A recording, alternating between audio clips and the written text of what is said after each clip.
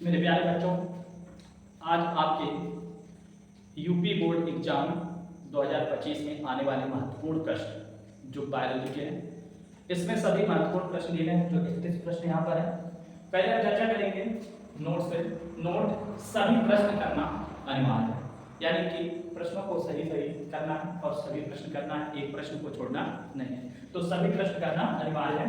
पहले नंबर पे आते हैं, इसमें दिया है प्रश्न नंबर 1, परिपक्व परागकोश की अनुप्रस्थ काट का चित्र बनाइए। यानी परिपक्व परागकोश का जो अनुप्रस्थ काट का चित्र होता है उसको बनाना है। परिपक्व परागकोश के अनुप्रस्थ काट का चित्र बनाना है। दूसरा हमारे पास है प्रश्न नंबर 2, स्त्री केसर का नामांकित चित्र बनाना है। यानी कि स्त्री केसर के नामांकित चित्र बनाना है और स्त्री केसर के 3 अंग को चित्र सहित समझाना है। चित्र सहित समझाना है। तीसरे प्रश्न पे हम आते हैं, आवृतबीजी पौधों में नर युग्मकोद्भिद के विकास पर टिप्पणी लिखना, या इसके अलावा भी हम कह सकते हैं नर युग्मकोद्भिद के विकास का वर्णन करना है। यानी नर युग्मकोद्भिद के विकास का वर्णन करना है। ये हमें देखने को मिलता है प्रश्न नंबर 3 में। चौथे प्रश्न में द्विनिषेचन पर संक्षिप्त टिप्पणी लिखनी है। यानी द्विनिषेचन की जो क्रिया होती है उस पर संक्षिप्त टिप्पणी लिखना है, या दोहरा निषेचन क्या होता है उसके बारे में जानना है। दोहरा निषेचन क्या होती है उसके बारे में जानना है। पांचवें प्रश्न में हम पहुंचते हैं, इसमें लिखा है निम्नलिखित पर टिप्पणी कीजिए। यानी कि आपको नीचे दिए गए हैं जो टिप्पणी करना है। तो इसमें पहले पॉइंट पे है असंवजनन। दूसरे नंबर पे है अनिषेक फलन पर टिप्पणी लिखना है। तीसरे नंबर पे है बहुभ्रूणता और चौथे नंबर पे है विपुंसन। यानी विपुंसन पे भी हमें टिप्पणी लिखना है। उसके बाद आगे क्रम में पढ़ते हैं। प्रश्न नंबर 6 में है, पुष्पी पौधों में मादा गुरु बीजाणु या युग्मकोद्भिद सहित नामांकित चित्र बनाना है। पुष्पी पौधों में मादा गुरु बीजाणु या युग्मकोद्भिद सहित नामांकित चित्र बनाना है और व्याख्या भी करनी है। 7वें नंबर पे है आवृतबीजी पुष्प की संरचना का वर्णन करना। यानी आवृतबीजी जो पुष्प होती है उनके संरचनाओं को वर्णन करना है, उनमें कौन कौन से अंग होते हैं वो आपको ध्यान में रखना है। उसके बाद 8वें नंबर पे हमारा जो प्रश्न है, यह बहुभ्रूणकोश क्या होता है, इसके विभिन्न प्रकारों का संक्षिप्त में विवरण दीजिए। यानी कि भ्रूणकोश क्या होता है, इसके विभिन्न प्रकारों के संक्षिप्त विवरण देने हैं। और 9वें नंबर पे है हमारा जो 9वें नंबर पे है, यानी प्रश्न नंबर 9 है, आवृतबीजी पौधों में लघु बीजाणु जनन प्रक्रिया का संक्षिप्त वर्णन करना है। आवृतबीजी पौधों में लघु बीजाणु जनन प्रक्रिया का संक्षिप्त वर्णन करना, ये चीज है। 10वें नंबर पे जो हमारा प्रश्न है, परागण को परिभाषित कीजिए। पुष्पी पादप में विभिन्न प्रकार के जो परागकण होते हैं उनको समझाना है। पुष्पी पादप में परागकणों को समझाना है। उसके बाद 11वें प्रश्न पे हम आते हैं, नर जनन तंत्र का नामांकित चित्र बनाना है।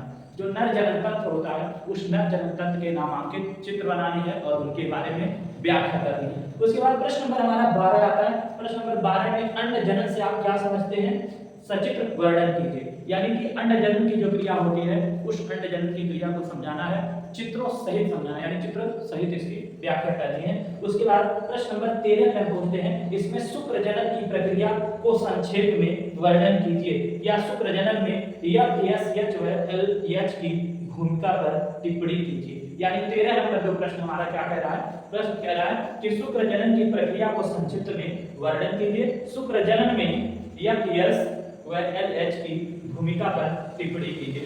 यहीं पर अगर हम आगे प्रश्न नंबर 14 में देखें तो मासिक चक्र को परिभाषित कीजिए। इस दौरान होने वाले हार्मोन में परिवर्तन या पारस्परिक जो क्रिया का एक विवरण देना है कि मासिक चक्र के दौरान जो होती है उसमें जो हार्मोन परिवर्तन होता है उस हार्मोन परिवर्तन के बारे में व्याख्या करनी है। उसके बाद प्रश्न नंबर 15 पे हम पहुंचते हैं, एम्ब्रियोसेंटेसिस या उलवेधन पर टिप्पणी लिखना है। यानी कि कह सकते हैं कि एम्ब्रियोसेंटेसिस क्या होता है या उलवेधन क्या होता है, उन पे हमें टिप्पणी लिखनी है। 16 नंबर प्रश्न पे अगर हम चलते हैं तो जनसंख्या विस्फोट एवं जन्म नियंत्रण पर निबंध लिखना है। यानी जनसंख्या विस्फोट पर या कह सकते हैं जन्म नियंत्रण पर निबंध लिखने के लिए पूछता है परीक्षा में। उसके बाद 17 नंबर पे आएंगे।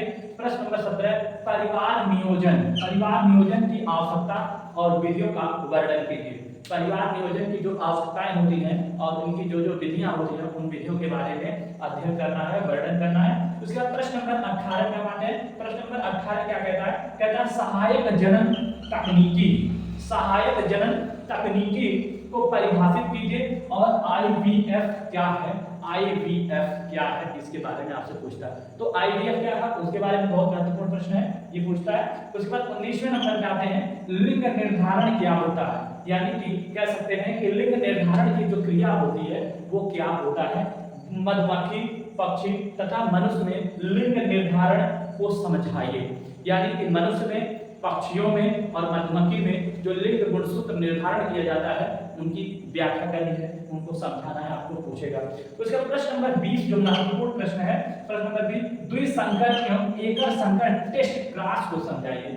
द्विसंकर व एकर संकर टेस्ट क्रॉस होती है उसके बारे में आपसे पूछेगा, उसको आपको बताना है, ये चीज ध्यान रखना। प्रश्न नंबर 21 में आपको ध्यान में रखना, बहुजीवी वंशागति क्या है, बहुजीवी वंशागत क्या है, यानी कि बहुजीवी वंशागत क्या है। हंसियाकार रोग, जो हंसियाकार रोग होता है यानी हंसियाकार रुधिराणु एनीमिया पर टिप्पणी लिखना है, हंसियाकार रुधिराणु एनीमिया पर टिप्पणी लिखना है, जो काफी महत्वपूर्ण है, ये चीज आपको देखना है। प्रश्न नंबर 22 जो है, प्रश्न नंबर 22 में क्या कह रहा है, लिंग संलग्न वंशागति से आप क्या समझते हैं, लिंग संलग्न वंशागति से आप क्या समझते हैं उसके बारे में आपको लिखना है, उदाहरण सहित उसको समझाना है, यानी लिंग संलग्न वंशागति से आप क्या समझते हैं इसको क्या करना है, उदाहरण सहित समझाना है। प्रश्न नंबर 23 पे आते हैं और इसमें क्या कहा है, निम्नलिखित पर टिप्पणी लिखिए, निम्नलिखित पर टिप्पणी लिखने के लिए कह रहा है। तो पहला जो हमारे टिप्पणी करने के लिए कह रहा है कि वर्णांधता क्या होता है, इसका आपको ध्यान में रखना है, वर्णांधता, इसको आपको क्या करना है, ध्यान में रखना है, वर्णांधता पर टिप्पणी लिखना है। दूसरा हमारे पास है क्लाइनफेल्टर सिंड्रोम, क्लाइनफेल्टर जो सिंड्रोम होता है उस पर भी टिप्पणी लिखनी है। तीसरा पॉइंट डाउन सिंड्रोम पर टिप्पणी लिखना है, आपके डाउन सिंड्रोम जो रोग होता है वो उसके बारे में आपको लिखना है, उस पर टिप्पणी लिखना है। उसके बाद टर्नर सिंड्रोम चौथे नंबर पे है, टर्नर सिंड्रोम, ये भी जो वंशागति रोग होता है टर्नर सिंड्रोम, उसके बारे में भी आपको टिप्पणी लिखनी है। उसके बाद महत्वपूर्ण प्रश्न में सबसे महत्वपूर्ण प्रश्न हमारे पास 24 नंबर यानी प्रश्न नंबर 24 है, मानव में ABO रुधिर वर्ग, ABO रुधिर वर्ग की वंशागति का वर्णन करना है, ABO के रुधिर वर्ग की वंशागति का वर्णन करना है, ये दिखाया गया। 25 नंबर जो प्रश्न है इसमें एक रोग है हीमोफीलिया तथा थैलीसीमिया, यानी हीमोफीलिया जो रोग है उसके बारे में और थैलीसीमिया जो रोग होती है उसके बारे में आपको टिप्पणी लिखना है, ध्यान रखना परीक्षा दृष्टि से काफी महत्वपूर्ण है। फिर उसके बाद प्रश्न नंबर 26 में न्यूक्लियोसोम का नामांकित चित्र बनाना है, न्यूक्लियोसोम का नामांकित चित्र बनाना है, वो भी महत्वपूर्ण प्रश्न है, न्यूक्लियोसोम का नामांकित चित्र है, न्यूक्लियोसोम का नामांकित चित्र बनाना है। उसके बाद 27 प्रश्न नंबर 27 जो दिया गया है, ये मानव जीनोम तथा अनुवांशिकी कोड को समझाइए, यानी मानव जीनोम क्या होता है, अनुवांशिकी कोड क्या होती है उसके बारे में आपको समझाना है, जो इस तरह से दिया गया। प्रश्न नंबर 27 है मानव जीनोम तथा अनुवांशिकी कोड को समझाना है। प्रश्न नंबर जो है 28 जो हमारे पास है, लैक ओपेरान से आप क्या समझते हैं, लैक ओपेरान जो होती है वो क्या होता है उसके बारे में आपको लिखना है, इससे आप क्या समझते हैं लैक ओपेरान से, और इसका रेखा चित्र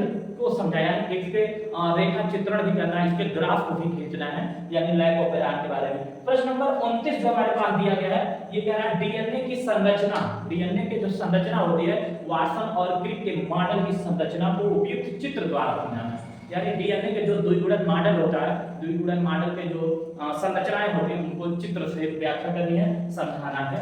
उसके बाद प्रश्न नंबर 30 है डीएनए अंगुली छापन, जो महत्वपूर्ण प्रश्न होता है, डीएनए अंगुली छापन क्या है इस पर प्रकाश डालिए, इनकी उपयोगिताओं पे प्रकाश डालिए। डीएनए अंगुली जो होता है, डीएनए अंगुली छापन क्या होता है, उपयोगिता पर इसका प्रकाश डालना है। उसके प्रश्न नंबर 31 जो महत्वपूर्ण है, कह रहा है सेंट्रल डोग्मा, यानी कि सेंट्रल डोग्मा जो होती है तथा अनुलेखन को समझाइए। सेंट्रल डोग्मा और अनुलेखन पे आपको व्याख्या करनी है, समझाने की जो परीक्षा की दृष्टि से काफी महत्वपूर्ण है। तो ये कुछ हमारे प्रश्न जो हैं 31 प्रश्न है जो परीक्षा की दृष्टि से 2025 के लिए